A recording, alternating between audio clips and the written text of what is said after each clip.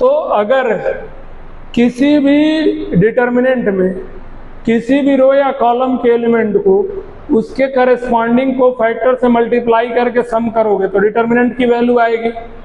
ठीक है, नोट करके लिख लो इसको। Sum of product of elements and its cofactor, sum of product of elements and its cofactor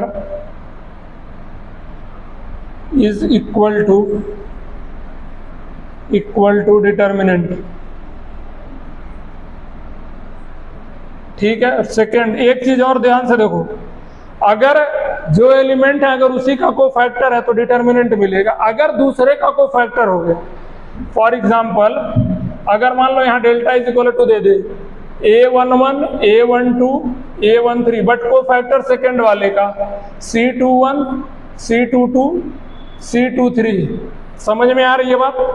first row के एलिमेंट में सेकेंड रो का कोफैक्टर मल्टीप्लाई कर रहे हैं तो इसकी वैल्यू 0 होती।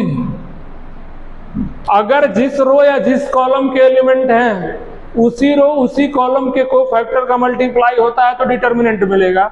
अगर रो कोई और हो एलिमेंट और कोफैक्टर किसी दूसरे रो या दूसरे कॉलम का हो तो उसकी वैल्यू हमेशा 0 होती। समझ में आ रही है बात? Sum of product of elements and cofactor of any other rows or column is 0। समझ में आई बात? जिस रो का एलिमेंट हो अगर उसी रो के कोफैक्टर है तो उनका सम प्रोडक्ट निकालने पर क्या आएगा? डिटर्मिनेंट के इक्वल। अगर मान लो जो एक रो ले रहे हैं बट कोफैक्टर किसी दूसरे रो का है, उनका अगर प्रोडक्ट करके सम करेंगे उसकी वैल्यू हमेशा 0 आएगी।